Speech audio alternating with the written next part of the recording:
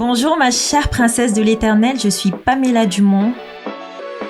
Et moi, Lucie Payan.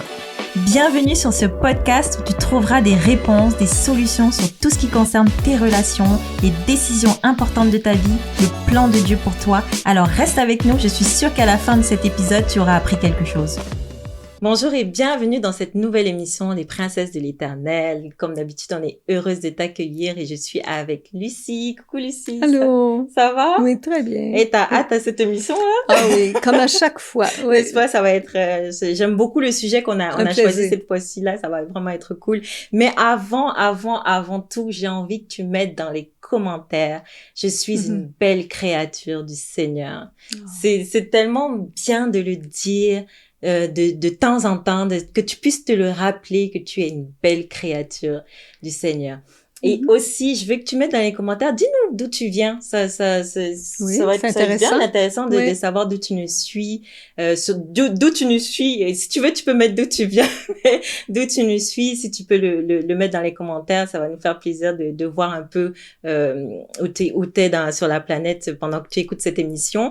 Et avant d'entrer dans le sujet du jour, je veux t'offrir mon e-book gratuit Comment te libérer de ton passé, 4 clés bibliques pour retrouver la paix intérieure. Tu pourras le télécharger en cliquant sur le lien juste en bas de cette vidéo. L'émission que tu regardes en ce moment est rendue possible grâce à des sponsors qu'on appelle les activateurs de destinée. Si tu veux toi aussi nous aider à continuer à diffuser ces émissions pour rejoindre le plus grand nombre, eh bien, tu peux aujourd'hui devenir un activateur de destinée. Tout ce que tu as à faire, c'est d'aller dans le lien qui apparaît dans la description de cette vidéo. De retour à ton émission.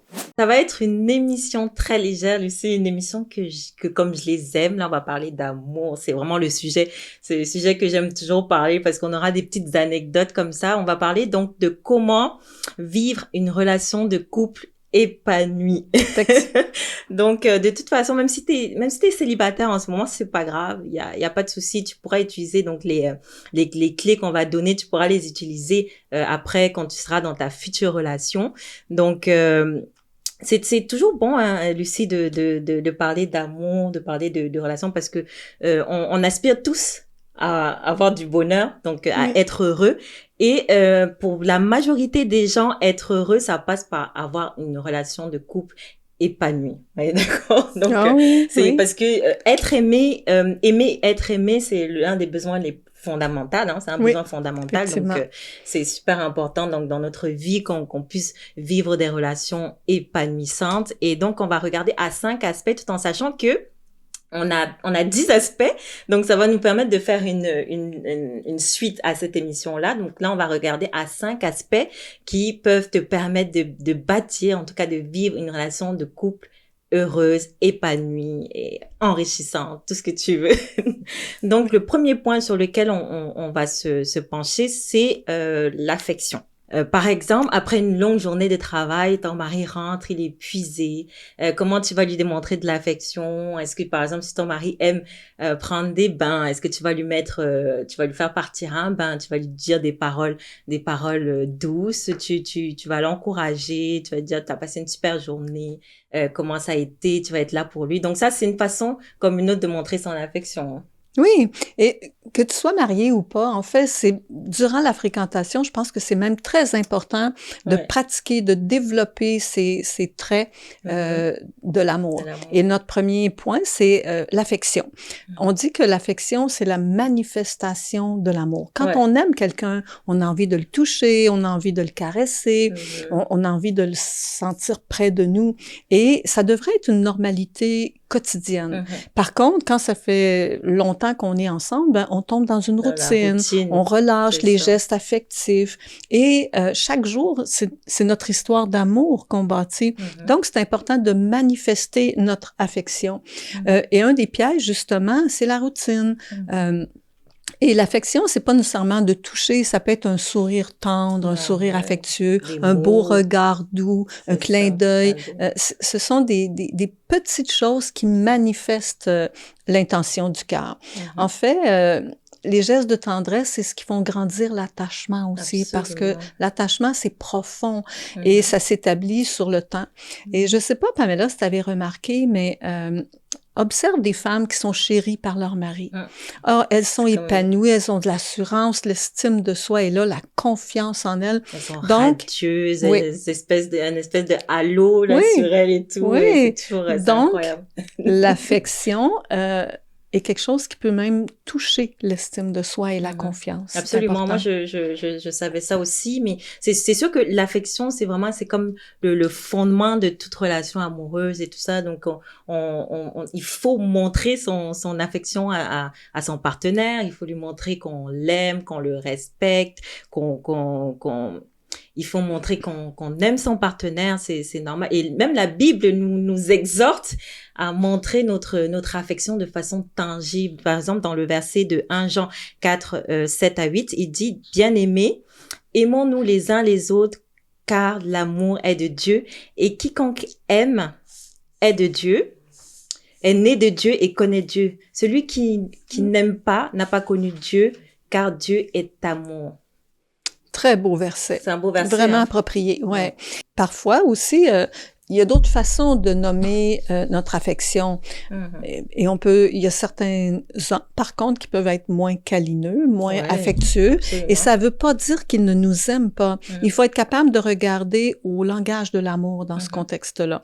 Et on sait que les langages de l'amour, ça peut être les services, les cadeaux, les bonnes paroles, le temps de qualité qu'on passe. Tu sais, quand on passe du temps avec quelqu'un, on rit, on se taquine, on a du plaisir.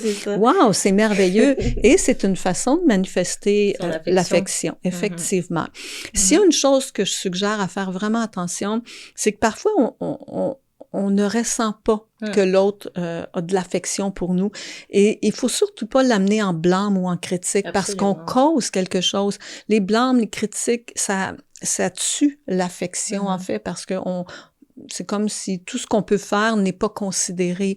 Et c'est pas le but. Non, pas du tout. Donc, c'est important d'en discuter ensemble. Il y a même un truc que j'ai donné à certains couples qui me disent « Ah, mais on ne manifeste plus vraiment l'affection un pour l'autre. » Alors, je leur dis « Prenez chacun 10 petits papiers de couleurs différentes et chacun de vous, notez des aspects où vous sentez l'affection de l'autre. Et vous mettez ça dans un verre et chaque jour, on pige un papier. Et c'est la surprise. Ah, qu'est-ce qui m'attend aujourd'hui? Un petit chocolat, un petit café. On peut même ajouter des façons créatives aussi. Et ça fait... C'est bon, ça permet vraiment d'entretenir le jeu aussi dans le couple. Là, donc, c'est agréable. C'est super ton idée. Et que fait-on si notre mari n'est pas affectueux? Parce qu'il y a des types de personnalités qui sont pas affectueuses, clairement, mais comment on fait quand notre mari n'est pas affectueux? Dans le fond, il faut en parler parce que c'est possible qu'on a... La communication. Si après qu'on a observé, il y a pas de petits cadeaux, il y a pas de belles paroles, il y a pas tous les langages de l'amour qu'on vient de nommer, à ce moment-là, il faut s'asseoir ensemble puis discuter. Qu'est-ce qui arrive? Qu'est-ce qui se passe? Il peut y avoir des blocages affectifs. Il peut y avoir différents contextes qui causent cette situation-là. D'ailleurs, on en reparle un petit peu plus loin dans les autres sujets. OK. D'accord. Oui. Et aussi, ça peut aussi être culturel. Dans certaines cultures, on montre pas forcément notre affection, mais ça veut pas forcément dire qu'il y a pas d'amour. Hein. C'est pas dans ces cultures-là, ça veut pas forcément dire qu'il y a pas d'amour. Mais moi, je préconise quand même que il faut faire un effort pour montrer son affection à son conjoint. Peut-être que le conjoint, lui, il souffre d'un manque d'affection, mais il sait pas comment le verbaliser. Donc, des fois, juste prendre un peu de temps pour le montrer, pour montrer que son amour envers l'autre, c'est tellement important. Et aussi, quand on connaît le langage de l'amour de l'autre personne, ça aide beaucoup. Par exemple, si ton mari, son langage de l'amour, c'est les paroles valorisantes, dans ce cas-là, de temps en temps, tu lui donnes des paroles valorisantes. Tu dis, chérie, t'es beau. Chérie, c'est super ce que tu fais. J'adore ce que tu fais et tout. Oui. Et parce qu'on a à tort, on pense que les hommes n'ont pas besoin qu'on leur dise que ce qu'ils font est bien. Pourtant, ils ont besoin autant que nous d'avoir des paroles valorisantes et tout ça. C'est tellement important. Donc, on va passer à la deuxième clé après celle-là. Donc, c'est la compassion. Oui, la compassion, c'est la volonté de venir en aide à l'autre. C'est être là, disponible pour l'autre, sans nécessairement qu'on se fasse tirer l'oreille aussi, là. Absolument. Tu comprends? Ouais. Donc, c'est une contribution volontaire. La compassion, c'est ce qui maintient la connexion entre deux personnes aussi. Quand tu sens que l'autre est là, il y a de la compassion pour toi, il est sensible à ce que tu ressens, à ce que tu vis, à tes besoins, ça approfondit la relation. Maintenant, un petit truc que je peux donner pour les gens qui ont de la difficulté à ressentir la compassion, parce que c'est des choses qui arrivent, c'est changer de chaise. Si tu prends les souliers de l'autre, tu t'assois sur une autre chaise, puis tu poses des questions, qu'est-ce que l'autre peut ressentir dans ce contexte? Comment je peux percevoir son interprétation. Et souvent, ça nous aide à développer de la compassion et un ressenti différent. Parce que quand on est centré sur soi, moi, je pense ça, moi, je crois ça, on risque de pas être aussi disponible pour l'autre. Parce que des fois, même, on fait pas attention à ça. Hein. Des fois, on s'en rend pas compte et tout ça. Ouais. Mais il faut vraiment faire attention à ça. Par exemple, si ton mari rentre à la maison et qu'il a vécu qu'il est rentré stressé parce qu'il vit des choses difficiles au travail, c'est des fois bon juste de prendre un peu le temps de l'écouter, d'écouter ce qu'il traverse, tout simplement, de prier avec lui. Pourquoi pas? Oui. Prier avec lui, c'est super important aussi, de demander à Dieu d'intervenir dans cette situation-là. Oui. Donc ça, tu montres vraiment ta compassion. Tu sais, ça peut faire vraiment la différence dans ton couple. Oui. Et l'autre chose aussi, de demander à Dieu. Moi, je me rappelle dans différentes situations où j'avais la difficulté à comprendre l'autre côté de la médaille, l'autre partie, en fait. Et le fait de demander au Saint-Esprit, viens me montrer c'est quoi ton cœur à toi, puis quel est le cœur de cette personne-là? Et j'ai eu des révélations qui m'ont vraiment surprise, là. Donc, Dieu peut nous donner ce cœur-là aussi pour entendre et comprendre l'autre quand les choses nous dépassent. Ouais, c'est ça. Et comment on fait quand notre mari ne montre pas beaucoup de compassion, il n'a pas beaucoup de compassion? Moi, je pense qu'il faut tourner le miroir aussi, premièrement. Parce que tourner le miroir, c'est qu'on regarde à soi. Est-ce que je donne pour donner ou si je donne pour recevoir en retour. Et là, ça fait une différence. L'exemple que je donne souvent, c'est que le mari rentre du travail, puis il s'assoit sur le sofa avec son cellulaire et tu l'entends avec un grand soupir. « Ah, quelle journée, je suis crevée. » Si tu y réponds, moi aussi, je suis crevée. En fait, c'est pas l'empathie, ça. Pas de l'empathie du tout. Non, c'est répondre du tac au tac. Répondre du tac au tac et tout. Mais si tu vas à côté de lui, tu le prends dans tes bras, puis tu lui dis « Pauvre chéri », puis tu peux t'asseoir à côté de lui, écouter, le faire parler un peu. Il va ressentir l'empathie. Moi, je dis toujours que ce que tu donnes te vient en retour, généralement. Et l'empathie, c'est aussi un compte à intérêt à haut rendement. Ce que tu déverses dans l'autre, tu l'enseignes, tu lui montres une voie à faire, tu déposes quelque chose en lui. C'est sûr que en répondant du tac au tac comme ça, lui aussi, il aura tendance à vouloir te répondre du tac au tac. Donc, finalement, c'est comme un cercle vicieux. Oui, un argument. Un bel argument. C'est ça. C'est ça. Donc, dans la relation, chacun a droit d'aller mal à son tour, puis d'être capable de compter sur l'autre qui dispose son cœur pour t'entendre. L'empathie aussi, c'est souvent une oreille, une épaule. Tu sais, je suis là pour toi, là, je t'écoute. Là. C'est ça, parce que la vie, c'est pas un long fleuve tranquille, donc il y aura forcément des moments difficiles. Non. Donc, si tu reçois pas de la compassion, que tu montres pas de la compassion, c'est vraiment... c'est vraiment un autre point aussi, c'est qu'il peut y avoir, comme je disais tantôt, un blocage. J'ai eu une jeune dame qui me racontait qu'elle n'était pas capable de ressentir l'empathie. Et quand on est allé voir dans son histoire de vie, elle m'a raconté qu'à l'âge de 6 ans, ses parents l'ont conduite pour une raison de santé, là. Ils l'ont conduite dans un orphelinat et ils venaient la chercher seulement à Noël et pour les congés d'été. Donc, elle passe, une petite fille, là, 6 ans, c'est très, très jeune. C'est jeune, hein? Ouais, et puis, elle pleurait le soir, surtout quand elle se couchait, elle pleurait sa vie. Puis, à un moment donné, à force de pleurer, c'était souffrant pour elle. Elle a fait un truc, c'est que si elle se couchait sur un côté de l'oreiller, elle avait le droit de pleurer. Et à un moment donné, elle tournait la tête, elle se couchait de l'autre côté, et là, elle n'avait plus le droit de pleurer. Et là, elle s'endormait. Elle a développé cette habitude de ne pas pleurer et de ne plus s'arrêter à ce qu'elle ressentait, à sa douleur, à sa souffrance. Elle est devenue vraiment... éteinte, quoi. Oui, c'est ça. Éteinte et fermée et rigide aussi, là, ouais. Et puis, quand on est allé toucher ce sujet-là, ben, c'était comme une écluse. Ouais. Ça a ouvert les ponts, oui, vraiment. Ensuite, donc, notre troisième point, c'est le respect. Tellement important. Dans Éphésiens 5:33, il dit du reste que chacun de vous aime sa femme comme lui-même et que la femme respecte son mari. C'est tellement clair par rapport à ça. Ce verset est super. Ben, le respect, on dit que c'est le deuxième nom de l'amour. L'amour, oh. Parce que le respect, ça passe par les paroles, ça passe par les actions, ça passe par les attitudes, par la transparence. Le respect, c'est quelque chose de large qui englobe beaucoup de choses.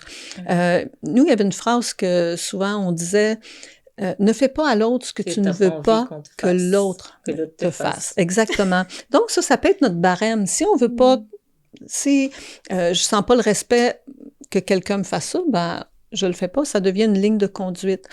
Et sans respect, une relation, elle est malsaine. Ah oui, le respect, c'est essentiel. Ouais. Et dans ce cas-là, on se permet aussi tous les coups. Hein? Donc, c'est un grand défi à travers le temps de rester, de demeurer respectueux un envers l'autre, surtout dans les conflits, parce qu'on se connaît, on connaît nos petits défauts, on connaît nos habitudes, nos petites manières, et après un certain temps, on prend plus les pincettes pour parler à l'autre, là. Pourtant, c'est tellement normal d'avoir des opinions différentes, de pas penser les mêmes choses sur certains sujets et tout ça. Mais c'est respecter ce que l'autre a comme opinion. Et puis après, si on a des opinions divergentes, ben, c'est de trouver un point d'accord et pas blesser l'autre, de respecter lui ce qu'il pense et de respecter, bah lui aussi, il faut qu'il respecte ce que toi tu penses, mais en tout cas, ça doit être un respect mutuel par rapport à ce que à ce qu'on pense, que chacun pense. Oui. Une dame un jour me racontait en consultation que durant un conflit, les paroles qu'elle a entendues de son mari ont été tellement dures que ça a brisé quelque chose à l'intérieur d'elle. Elle ne le voyait plus avec les mêmes yeux, avec le même cœur. Quelque chose avait été, quelque chose avait été brisé. Donc, c'est important, même si on est en colère, de mesurer nos paroles, d'être prudent sur ce qu'on dit. Et un autre aspect aussi qu'on voit souvent dans le manque de respect, c'est qu'il peut y avoir un certain contrôle qui veut prendre place. Dans tous les couples, il y en a un qui a un caractère un peu plus fort que l'autre. Évidemment, ben, il veut gagner son point, il veut avoir raison. Les choses doivent se passer à sa manière. Et dans ça, on réalise pas toujours qu'il peut y avoir un manque de respect. Totalement. Ouais. Vouloir garder son point, prendre le contrôle sur l'autre, c'est un manque de respect aussi. En tout cas, dans tout est une question d'équilibre. Hein. Quand on veut prendre le contrôle et tout ça, c'est que là, il y a un problème d'équilibre. Il faut avoir des relations assez équilibrées à ce niveau-là. Là. Conscient de soi, conscient de l'autre. C'est ça, conscient de l'autre. Donc après, le respect, on va prendre la considération. Et dans Philippiens 2:3-4, il dit « Ne faites rien par esprit de parti ou par vaine gloire, mais que l'humilité vous fasse regarder les autres comme étant au-dessus de vous-même. Que chacun de vous, au lieu de considérer ses propres intérêts, considère ceux des autres. » Donc, la considération, c'est aussi un aspect ultra important. Oui. Par définition, la considération, c'est avoir égard à l'autre. C'est se montrer attentionné, attentif à l'autre. C'est faire sentir à l'autre l'importance qu'il a pour nous. Oui. Et ça peut même être des petits caprices parfois. Je me rappelle un moment, j'étais dans un centre d'achat et j'ai vu un énorme cadre avec des belles fleurs, et je le trouvais tellement beau. Et je vois mon mari qui prend le cadre, puis il me demande « Tu l'aimes vraiment? » J'ai dit « Oui, je l'aime vraiment. » Il s'en va à la caisse avec pour me l'offrir. Mon mari, on s'entend, les fleurs, c'est pas nécessairement son sujet principal, hein, mais j'ai senti de la considération à mon égard parce que c'est quelque chose sur lequel je me suis arrêtée. Donc, c'est des petits gestes, hein, des fois, juste comme ça. Ouais. Et chaque fois que je vois le cadre, je revois l'amour de mon mari dans ça. Beau. Oui, c'est beau. Donc, la considération, on peut l'avoir aussi beaucoup en lien avec les attentes. Les attentes qu'on a. Et les attentes, c'est large aussi. Il y a les attentes familiales, c'est-à-dire le partage des tâches. Pour certains couples, on fait les tâches à deux, on travaille tous les deux, puis on s'occupe des enfants à deux. D'autres couples, c'est le mari s'occupe de l'extérieur, la femme de l'intérieur. Donc, le partage des tâches n'est pas toujours le même, mais l'important, c'est de convenir, c'est que les attentes soient rencontrées parce parce qu'ils ont été discutés. Au niveau personnel aussi, comme on disait, il y a des goûts, des idées, des opinions différentes. Et dans nos attentes, on s'attend à du respect, à de la considération et de la compréhension, même si c'est différent pour un comme pour l'autre. Il y a les attentes au niveau social aussi. Est-ce que pour moi, c'est correct que mon mari aille dîner avec un collègue, une collègue, ou ça l'est pas? Donc, c'est des choses qu'on discute avant pour que les attentes soient pas gérées après, mais plutôt qu'on convienne avant. C'est bon quand tu dis qu'on convienne avant, parce que quand, par exemple, quand on fait des cours de préparation au mariage, c'est bon d'explorer vraiment cette partie-là, de savoir qu'est-ce que l'autre attend, qu'est-ce que l'autre, en fait, lui, comment son système de pensée est fait par rapport à certaines choses et tout. Comme ça nous permet d'éviter dans le mariage de devoir combattre ou bien de devoir vivre des situations difficiles parce que finalement, on s'était pas entendu, on n'avait pas discuté de ça avant. Oui. Mais ça peut toujours se récupérer, là. Oui. Ah oui, les discussions. En fait, les discussions, on peut toujours communiquer et revenir et dire, OK, d'accord, est-ce que ça, c'est vraiment quelque chose qui est compliqué pour toi? Et voilà, on se met d'accord, on discute, on se met d'accord. C'est ça. Et les hommes et les femmes ont des attentes qui sont différentes aussi. C'est tout à fait normal, ouais. Donc, c'est important de les nommer. Et si les attentes sont pas nommées, ce que ça cause, c'est de la déception et de la frustration parce que on n'a pas clairement communiqué. Et les femmes sont championnes pour ça, hein. Elles s'attendent que leur mari savent, devinent, alors que pas toujours. Et c'est pour ça est-ce que c'est pour ça qu'on dit que la première année de mariage est toujours la plus compliquée parce qu'on n'a pas beaucoup communiqué sur les attentes de l'un et de l'autre et tout ça. Ouais, c'est pour ça. Donc ensuite, après avoir parlé de la considération, on va parler du temps.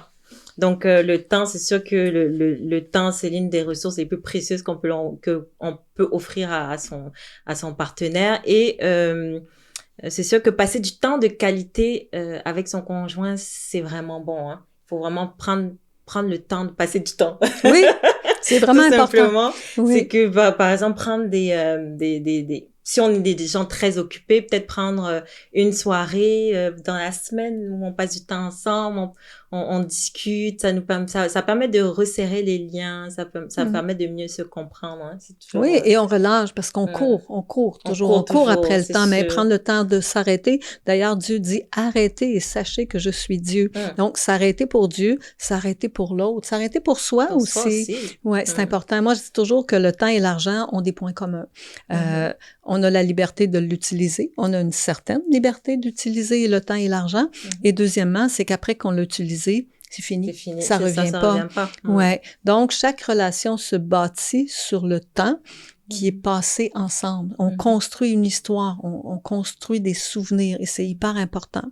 Un autre point aussi, c'est important d'établir des priorités. Qu'est-ce qui est le plus important pour nous deux? Pour un, ça peut être une chose, pour l'autre, ça peut être autre chose, mais de prendre vraiment le temps d'établir des priorités. D'ailleurs, on va terminer ici avec ce point, c'est que le temps passé ensemble bâtit notre intimité. Totalement. Et il y a différentes formes d'intimité. Une des plus importantes, je dirais, c'est l'intimité spirituelle. Être capable de partager des versets de la parole, qu'est-ce que je ressens sur mon cœur, qu'est-ce que Dieu a partagé, qu'est-ce que j'ai lu dans la parole. Donc, être capable de partager en lien avec tout ce qui est spirituel, prier ensemble aussi. Un autre aspect de l'intimité, c'est émotionnel. Qu'est-ce que je ressens? Qu'est-ce que je vis? Est-ce que j'ai des peurs? Est-ce que j'ai des stress? Est-ce que émotionnellement, je suis déstabilisée? Parce que dans la vie, il y a plein de choses qui viennent nous déstabiliser. Et est-ce que je peux partager avec mon mari tous ces aspects-là sans être jugée?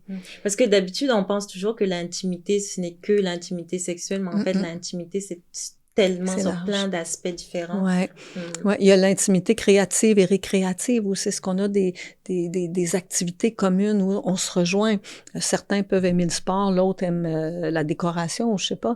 Mais être capable d'avoir des points communs ensemble. Il y a l'intimité intellectuelle où c'est être capable de partager. On a tous des champs de connaissances et de compétences différentes. Donc, être capable de partager aussi nos connaissances. Qu'est-ce que tu crois de ça? Qu'est-ce que tu as lu sur ce sujet? Puis on grandit à travers les connaissances qu'on partage. Et l'autre point aussi, c'est l'intimité sociale. Moi, je trouve ça tellement beau quand on est en grande foule de voir, il y a des gens, là, ils se connectent de loin, là, ils se regardent, tu vois que c'est un couple. Ils sont pas un à côté de l'autre, mais tu sais qu'ils sont un couple dans la façon qu'ils ont de connecter ensemble. Et finalement, oui, celui qui est très important aussi, l'intimité sexuelle, mais la qualité de la sexualité va dépendre beaucoup aussi des 5 autres points avant, dans la façon dont on a bâti notre intimité. C'est super. Mais j'espère que cette émission a pu vraiment t'apporter quelque chose. On a fait 5 points aujourd'hui et on va faire 5 autres points à la prochaine émission. Donc, j'espère que ça t'a plu. N'hésite pas à nous mettre des commentaires. On sera heureuse de te lire et aussi de te répondre. Et surtout, prends soin de toi et sois exponentialisé.